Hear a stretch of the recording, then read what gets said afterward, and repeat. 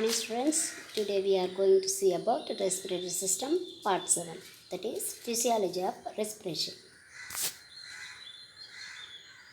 Physiology of respiration. Introduction. Respiration is the process by which gases are exchanged between the atmosphere and lungs and alveoli. There is a pressure gradient exists. Respiration is the process by which gases are exchanged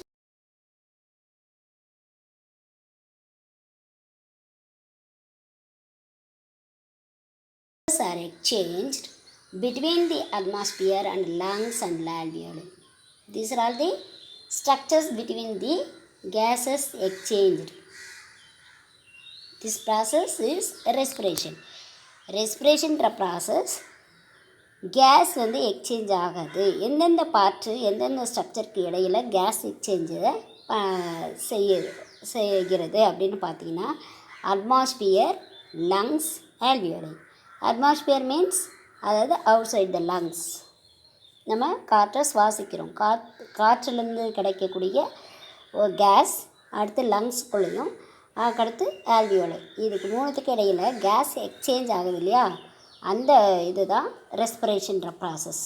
okay, respiration is the process by which gases are exchanged between the atmosphere and lungs and alveoli.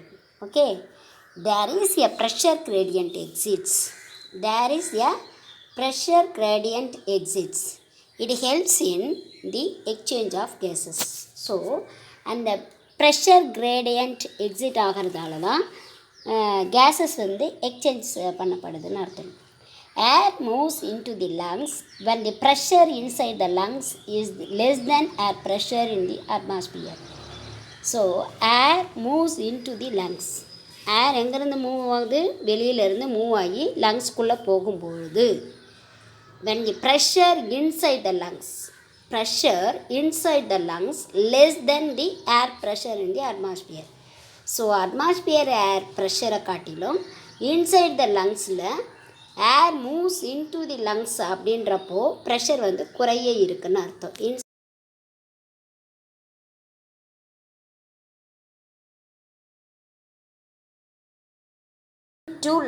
லங்ஸ்குள்ளே air move ஆகி போகும்பொழுது when the pressure inside the lungs is less than the air pressure in the atmosphere.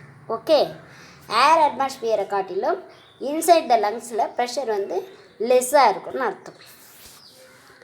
அப்போது அவுட்டராக இருக்கிற ஏர் atmosphere moves into லங்ஸுக்கு ஏர் போகும்போது கிரேட்டராக இருக்குன்னு அர்த்தம்.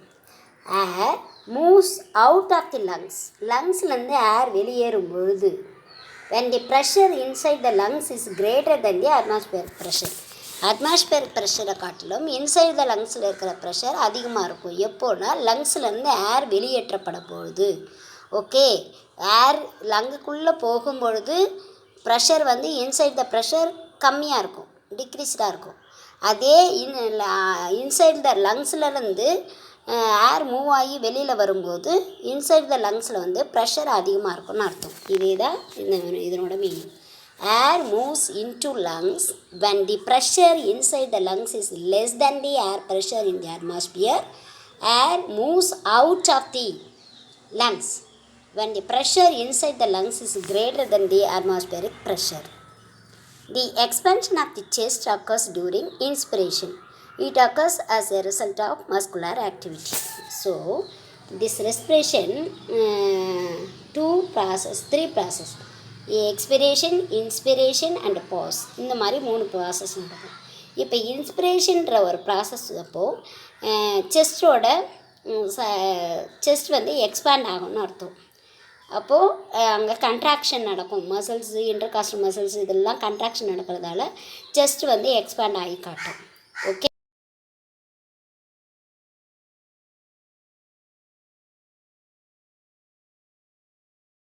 ஓகேவா? வாலண்டரியாகவும் இன்வாலண்டரியாகவும் அந்த muscular activity நடக்கும்னு அர்த்தம். அப்போது அந்த மசில்ஸ் எங்கெங்கெல்லாம் இருக்குது அப்படின்னு பார்த்தீங்கன்னா நெக்கு, ஷோல்டர், அப்டமன், இந்த மாதிரி மசில்ஸ்லாம் ஒரு ஆக்டிவிட்டி நடக்கும் பொழுது தான் அந்த ஃபோர்ஸ்ஃபுல் ப்ரீத்திங் நடக்கணும் அப்படின்னு அர்த்தம். இப்போது மசில்ஸ் ஆஃப் ரெஸ்பிரேஷனில் expansion of the chest during occurs during inspiration. It occurs result of muscular activity. This is partly involuntary. Sorry. This is partly voluntary, that is under our control, and partly involuntary, not under our control. வாலண்டரின்னு சொல்லும்போது அவர் கண்ட்ரோலில் நடக்கிறது, இன்வாலண்டரின்னும் போது not under our control அப்படின்றது involuntary. So partly voluntary, partly involuntary. The muscles of neck, shoulders, abdomen help during forceful breathing. So these are all the muscles. Neck, shoulders and abdomen, இங்கே இருக்கக்கூடிய muscles எல்லாமே forceful ப்ரீத்திங்க்கு அந்த செயல் நடக்கும்போது இந்த மசில்ஸோட activity help பண்ணுதுன்னு அர்த்தம். மஸ்குலர் ஆக்டிவிட்டியால் தான் இந்த ப்ரீதிங் நடக்குதுன்னு சொன்னோம் இல்லையா, அதான் muscles of neck, shoulders, abdomen help during forceful breathing. Intercostal muscles. These are 11 pairs of intercostal muscles. These are present between the 12 pairs of ribs. So how many pairs of ribs present in the thoracic cavity? 12 pairs of ribs. அப்போது 12 pairs of ribஸில் இருக்கக்கூடிய 11 pairs of intercostal muscles help பண்ணுதுன்னு அர்த்தம். They are arranged in 2 layers, the external and internal intercostal muscles. Okay, they are 2 layers arranged in 2.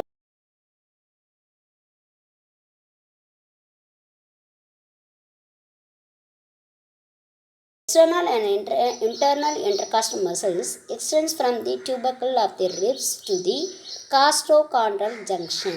Okay, external and internal intercostal muscles 2 layers arrange பண்ணப்பட்டிருக்க அந்த intercostal muscles extends from the tubercle of the ribsல ஆரம்பித்து காஸ்டோகாண்ட்ரல் junction வரைக்குமே இருக்கக்கூடிய external and internal intercostal muscles தான் help பண்ணுதுன்னு அர்த்தம். It originates from the lower border of the upper rib. Okay, upper ரிப்பில் lower பார்டர்லேருந்து இது ஆரம்பிக்குதுன்னு அர்த்தம். It inserts into outer rib of the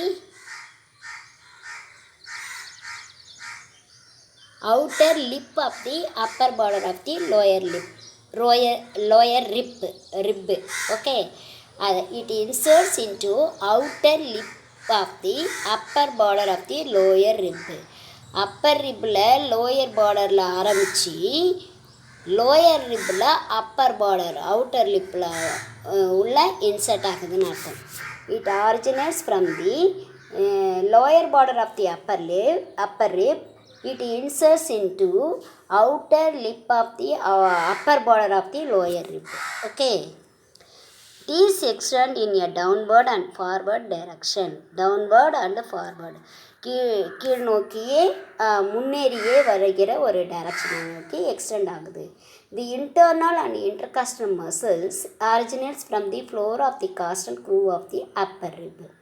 so first நம்ம பார்த்தது எக்ஸ்டர்னல் intercostal muscles. ஓகே, இப்போ internal intercostal muscles originates of the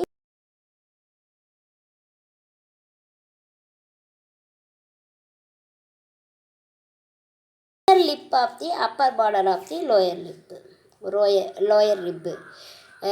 It inserts into the inner lip of the upper border of the lower rib. These extends in a downwards and backwards direction. The first rib is fixed. So first external intercostal musclesல extend ஆகும்போது lower border of the upper ribல ஆரம்பிச்சு it insert into the outer lip of the upper border of the lower ribன்னு பார்த்தோம். அதனோட direction extend ஆகிறது downward and forward direction பார்த்தோம். Internal intercostal muscles வந்து எங்கே originates ஆகுதுன்னா floor of the costal groove of the upper rib and insert into the inner lip of the upper border of the lower rib. These extends in a downwards and backwards direction. Okay, intercostal musclesல இன்டர்னலாக இருக்கக்கூடியது downward and backward. External intercostal musclesல downward and forward direction. Okay, direction புரிஞ்சுதா? The first rib is fixed. Therefore, when the intercostal muscles contract contract, they pull all the other ribs towards the first rib. First rib is ஃபிக்ஸாக நிற்கும். அப்போது intercostal muscles வந்து contraction நடக்கிறதால pull all the other ribs towards the first rib. எல்லா rib அந்த first ரிப்பு மட்டும் ஃபிக்ஸ்டாக இருக்கும்.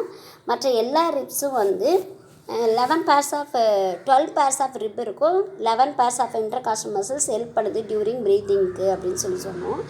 அப்போது இன்டர்காஸ்டல் மசில்ஸ் கண்ட்ராக்ட் ஆகும்போது ஃபஸ்ட்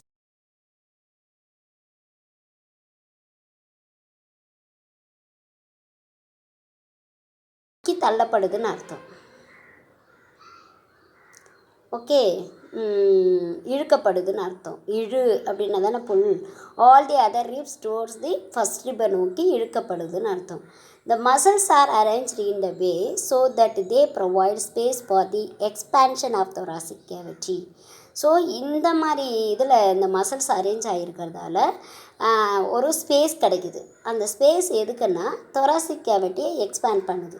அப்போ அந்த ஸ்பேஸோட மசில்ஸ் ஹெல்ப்போட அந்த ஃபஸ்ட் ரிப்போட நோக்கி எல்லா ரிப்பும் வந்து மசில் கண்ட்ராக்ஷனால் ரிப் வந்து இழுக்கப்படுதுன்னு சொன்னேன். அப்போ muscles arranged in the way so that they provide space for the expansion of the thoracic cavity.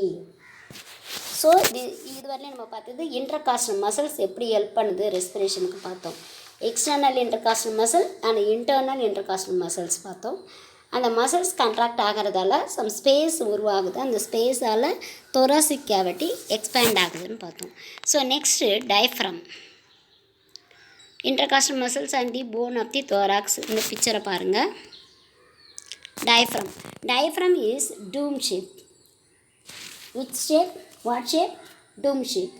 It separates the thoracic and abdominal cavity. Diaphragm is the separate the thoracic and abdominal cavity. Already I told. It forms the floor of the thoracic cavity and roof of the abdominal cavity. So, thoracic and abdominal cavityக்கு இடைப்பட்ட இடம் தான் டயஃப்ரம்னு பார்த்தோம். அப்போது அந்த floor of the thoracic cavityலையும் roof of the abdominal கேவிட்டியில் ரூப்னா மேலோட்டமாக இருக்கிறது, ஃப்ளோர்னால் தளமாக இருக்கிறது, அடித்தளமாக இருக்கிறது. அப்போது அந்த floor of the thoracic cavity and roof of the abdominal கேவிட்டியில் ஃபார்ம் ஆகிறதா diaphragm. During breathing the diaphragm moves up and down. அப்போ during breathing diaphragm moves up and down. It helps in increasing the size of the thoracic cavity. Okay. It helps in increasing the size of thoracic cavity. It consists of central tendon to which muscle fibers radiate. அப்போது central tendon to which muscle fibers radiate. They are attached to the lower ribs and sternum and to the vertebral column by two crura. அப்போது central tendon to which muscle fibres அதையே சுற்றி radiate ஆகிற மாதிரி இருக்கக்கூடியதாக இந்த diaphragm அமையுதுன்னு அர்த்தம். During breathing the diaphragm moves up and down. It helps in increasing the size in the thoracic cavity. It consists of central tendon to which muscle fibers radiate. They are attached to the lower ribs and sternum and to the vertebral column. So, the diaphragm is attached to the central tendon to which fibers radiate ன்னு சொன்னோம் இல்லையா. அப்போது they are attached to the lower ribs and sternum and to the vertebral column by two crura அப்படின்றது மூலமாக இந்த மூணுமே attach பண்ணப்படுது. Lower ribs, sternum and vertebral column. Back of the chest இருக்கிறது வெர்டிபிரல் காலம். ஸ்டர்னம்ன்றது மிட்லைனில் இருக்கிறது. லோயர் ரிப்ஸ்ன்றது ஸ்டர்னத்துக்கு பிலோவாக இருக்கக்கூடியது ribs, lower ribs. Upper ribs அப்படின்றது செஸ்ட் கேவிட்டியில் இருக்கிறது. ஸோ டயஃப்ரம் கிட்டத்தட்ட வர அந்த இடத்துல இருக்கக்கூடிய ribs lower ribs. So how many pairs of ribs? 12 pairs of ribs. So upper and lower அப்படின்னு பார்த்தீங்கன்னா பிலோ 6 ரிப்ஸை வந்து நீங்கள் லோயர் ரிப்ஸ்ன்னு சொல்லலாம். ஓகேவா? Lower ribs, sternum and vertebral காலம் இதெல்லாம் அட்டாச் ஆகப்படுது. எதனாலனா பை டூ க்ரூரா. அதனோட நேம் வந்து க்ரூரா. when the muscles of diaphragm are relaxed, the central tendon is at the level of the 8th thoracic vertebra. So muscles of diaphragm muscles வந்து ரிலாக்ஸாக இருக்கும்போது அந்த muscle tendon central tendon சொன்னோம் இல்லையா, அது எந்த இடத்துல இருக்குன்னா is at the level of 9th thoracic vertebrae இருக்குன்னு அர்த்தம். when the muscles contract the central tendon at the level of the 9th thoracic vertebra, அப்போது அந்த டயஃப்ரம் வந்து மசில் கண்ட்ராக்ஷன் ஆகும்போது சென்ட்ரல் டெண்டன் வந்து எங்கே இருக்குன்னா 9th thoracic vertebraல ஃபஸ்ட்டு நம்ம சொன்னது வந்து டயஃப்ரம் ரிலாக்ஸாக இருக்கும்போது 8th thoracic vertebraல அது ப்ரெசண்ட் ஆகிருக்கும். டயஃப்ரம் மசில்ஸ் வந்து கண்ட்ராக்ட் ஆகும்போது 9th thoracic vertebraல அந்த சென்ட்ரல் டெண்டன் வந்து எந்த பொசிஷனில் இருக்குன்னா 9th thoracic vertebraல இருக்கும். புரியுதா? அதாவது சென்ட்ரல் டெண்டன் 8th thoracic vertebraல இருக்குது அப்படின்னா டயஃப்ரம் ரிலாக்ஸாக இருக்குன்னு அர்த்தம். டயஃப்ரம் கண்ட்ராக்ட் ஆகும்போது central tendon is at the level of 9th thoracic vertebra. Okay, when the diaphragm moves upward it provides a space to the organs in the abdominal cavity. இப்போ diaphragm வந்து moves upward அப்படின்னு பண்ணும்போது அங்கே place வந்து கொஞ்சம் empty ஆகிடுது. அப்போது அந்த அப்டாமினல் கேவிட்டியில் இருக்கக்கூடிய ஆர்கன்ஸ்க்கு ஸ்பேஸ் ப்ரொவைட் பண்ணுற மாதிரி அந்த இடம் அமையுதுன்னு அர்த்தம். when the diaphragm moves upward it provides a space to the organs in abdominal cavity. The diaphragm is supplied by the pharynx nerve. Diaphragm is supplied by the pharynx nerve. by the pharynx nerves ஆல் டயஃப்ரத்துக்கு nerve supply செய்யப்படுதுன்னு அர்த்தம். Next, the intercostal muscles and diaphragm contract in this way that when diaphragm moves up it expands the thoracic cavity. When it moves down then the size of thoracic cavity is decreased, that is simultaneously. அதாவது intercostal மசில்ஸும் diaphragm தான் ரெஸ்பிரேஷனுக்கு help பண்ணுதுன்னு சொன்னோம். அப்போ intercostal மசில்ஸும் டயஃப்ரமும் contraction நடக்கும்போது diaphragm moves up it expands the thoracic cavity, and when it moves down then the size of thoracic cavity is decreased. அதாவது diaphragm move up ஆகும்போது thoracic cavity அந்த சைஸில் வந்து எக்ஸ்பேண்ட் ஆகும். அது when moves down diaphragm move ஆகி திரும்ப down கீழே வரும்போது the size of the thoracic cavity decreased ஆகிடுது. இது ரெண்டுமே சைமல்டேனியஸாக நடந்துகிட்டே இருக்கும். டயஃப்ரம் மூவ்ஸ் அப்னா thoracic cavity எக்ஸ்பேண்ட் ஆகும். டயஃப்ரம் மூவ்ஸ் டவுனுன்னா thoracic cavityயோட சைஸு டிக்ரீஸ் ஆகும். ஸோ இது ரெண்டையுமே சைமல்டேனியஸாக நடந்துகிட்டே இருக்கும். இதுதான் ரெஸ்பிரேஷனில் இன்டர்னல் எக்ஸ்டர்னல் இன்டர்காஸ்டல் மசில்ஸும் டயஃப்ரமும் ஹெல்ப் பண்ணி தான் ரெஸ்பிரேஷன் நடக்குதுன்னு அர்த்தம். ஸோ டயஃப்ரம் மூவ்ஸ் அப் அப்படின்னு சொல்லும்போது thoracic cavityயோட சைஸ் வந்து எக்ஸ்பேண்ட் ஆகும். மூவ்ஸ் டவுன் போது thoracic cavityயோட சைஸ் டிக்ரீஸ் ஆகும். இது சைமல்டேனியஸாக நடந்துகிட்டே இருக்கும். எதனோட ஹெல்ப்பால்? இன்டர்காஸ்டல் மசில்ஸும் டயஃப்ரமும் கண்ட்ராக்ஷன் நடக்கிறதால. Okay, next cycle of respiration. During respiration, oxygen is inhaled and carbon dioxide is exhaled. So respiration அப்போ என்ன நடக்குது? ஆக்சிஜன் இன்ஹேல் எனப்படுது, கார்பன் டை ஆக்சைடு எக்ஸேல் ஆகுது. This occurs 12 to 15 breaths per minute. It consists of 3 phases. Number 1 inspiration, number 2 expiration, number 3 pause. So first one, inspiration.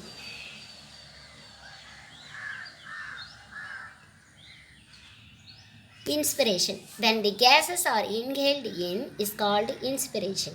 when the gases are inhaled in, எப்போல்லாம் gases வந்து இன்ஹேல்ட் ஆகப்படுதோ அதை வந்து inspiration சொல்கிறோம்.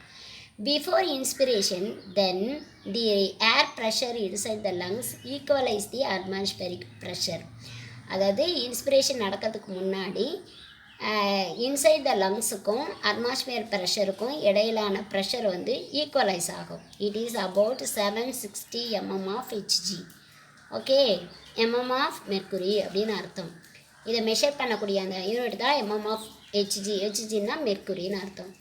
when the gases are inhaled in is called inspiration. Before inspiration, the air pressure inside lungs equalize the atmospheric pressure. It is about 760 mm of Hg. Inside the alveoli, the pressure get decreased than atmosphere pressure. It increases the size of lungs. Now air enters inside the lungs from the atmosphere.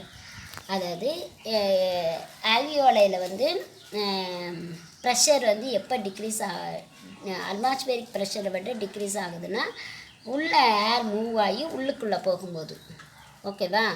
அப்போ inside the lungs வந்து pressure கம்மியாகும்னு சொன்னோம் இல்லையா? அதே லங்ஸில் இருந்து வெளியே outer ஏர் வந்து வெளியே அனுப்பும்போது இன்சைட் த லங்ஸ் வந்து அட்மாஸ்பியரிக் ப்ரெஷரை காட்டிலும் அதிகமாக இருக்கும்னு சொன்னேன். அதே தான் inside the alveoli the pressure get decrease than the atmosphere pressure. It increases the size of lungs. Now air enters inside the lungs from the atmosphere. Inspiration to occur, the lungs must expand. So for inspiration to occur, lungs must expand. Lung வந்து inspiration அப்போ expand ஆகும். அப்போ thoracic கேவிட்டியோட சைஸும் increase ஆகும்னு சொன்னேன். The expansion of lungs involves contraction of the inspiratory muscles. Expansion of lungs involves contraction of the inspiratory muscles. It includes the diaphragm and external intercostal muscles. It includes the diaphragm and external intercostal muscles. Inspiration அப்போ lung வந்து expand ஆகும். அப்போ lung expansion நடக்கும்போது inspiratory மசில்ஸில் வந்து contraction நடக்குதுன்னு அர்த்தம். Contraction of inspiratory muscles that will occur expand of lung. Okay, it includes the diaphragm and external intercostal muscles. During inspiration, the diaphragm contracts. It causes to flatten, lowering its dome. அப்போ inspiration அப்போ diaphragm contract ஆகுது. Okay, diaphragm contract நடக்கும்போது அந்த size of diaphragm flattened ஆகும். அதனோட ஷேப்பில் இருந்து லோயரிங்கும் ஆகுதுன்னு அர்த்தம். குறைகிறது, அதனோட சைஸ்லேருந்து குறையுதுன்னு அர்த்தம். The ribs move upward and outward just like handle of a bucket. So ribs move upward and outward, மேல் நோக்கியும் வெளிப்புறமாகவும் அந்த ரிப் வந்து மூவ் ஆகும். Just like a handle of a bucket, பக்கெட்டோட ஹேண்டில் மாதிரி இது அப்வர்ட் அண்ட் அவுட்வர்டில் மூவ் ஆகுதுன்னு அர்த்தம். The 75% of air enters into the inside the lungs. So air வந்து 75% of air enters inside the lungs. Before inspiration, the pressure is about 4 mm of Hg, which is less than the atmospheric pressure. Before inspiration, the pressure is about 4 mm of Hg, which is less than the atmospheric pressure. Atmospheric pressure காட்டிலும் 4 mm of Hg வந்து குறைவாக இருக்கிறதுன்னு அர்த்தம். The pressure is about 4 mm of Hg, which is less than the atmospheric pressure. அப்போ atmospheric pressure 760 mm of Hg. Pressure in lungs 756 mm of Hg. லங்ஸ்குள்ளே 4 mm of Hg lesser அப்படின்னு சொல்லும்போது 4 minus பண்ணிங்கன்னா 760ல் 756 mm of Hgயாக இருக்கும். The pressure inside lungs is low because air always moves from higher pressure towards the lower pressure. The pressure inside lungs is low because air always moves from higher pressure towards the lower pressure. Lower ப்ரெஷரை நோக்கி தான் இந்த inside the லங்ஸில் வந்து pressure லோவாக இருக்கும்போது higher ப்ரெஷர்லேருந்து lower ப்ரெஷராக ஆகிற மாதிரியே அது மூவ் ஆகணும்னு அர்த்தம். At rest inspiration lasts about 2 seconds. இந்த பாஸ்ன்னு சொன்னேன் இல்லையா, அப்போ அந்த இன்ஸ்பிரேஷன் அப்போ சம் ரெஸ்ட் அது ஒரு 2 secondsக்கு மட்டும் நீடிக்கும்னு அர்த்தம். At rest inspiration last about 2 seconds. இன்ஸ்பிரேஷன்றது 2 secondsக்கு நடக்கும்னு அர்த்தம். when the gases are exhaled out is called expiration. gases இப்போ அவுட் ஆகுது, அவுட் ஆகிறதுக்கு பேர் எக்ஸ்பிரேஷன், மூச்சை வெளிவிடுதல் அப்படின்னு அர்த்தம். when the gases are exhaled out is called expiration. Before expiration, the air pressure inside lungs is greater than the atmospheric pressure. So expression ஆகிறதுக்கு முன்னாடி ஏர் pressure inside the lungs greater than the atmospheric pressure. Atmospheric ப்ரெஷரை காட்டிலும் inside த லங்ஸோட pressure வந்து அதிகமாக இருக்கும். எப்போன்னா before expiration. Expiration starts when the inspiration muscles relax. Expiration ஸ்டார்ட்ஸ்னால் இந்த கார்பன் டை ஆக்சைடை வெளியே விடுது இல்லையா, அந்த சமயத்தில் வந்து இன்ஸ்பிரேஷன் மசில்ஸ் வந்து ரிலாக்ஸேஷன் ஆகும்போது எக்ஸ்பிரேஷன் நடக்குதுன்னு அர்த்தம். மசில்ஸ் ரிலாக்ஸாக இருக்கும்போது இன்ஸ்பிரேஷன் நடக்குது இல்லையா, அப்போ எக்ஸ்பிரேஷன் ஸ்டார்ட் ஆகுதுன்னு அர்த்தம். Now inside alveolar pressure gets increased, that is 760 mm of Hg. அப்போ alveolar இருக்கிற ப்ரெஷர் வந்து அதிகமாகும்னு அர்த்தம். Now the atmospheric pressure is 760 mm of Hg. இது வந்து லோ ஆகுதுன்னு அர்த்தம். Now inside alveolar pressure gets increased, that is 760 mm of Hg. Now the atmospheric pressure is low, that is 760 mm of Hg.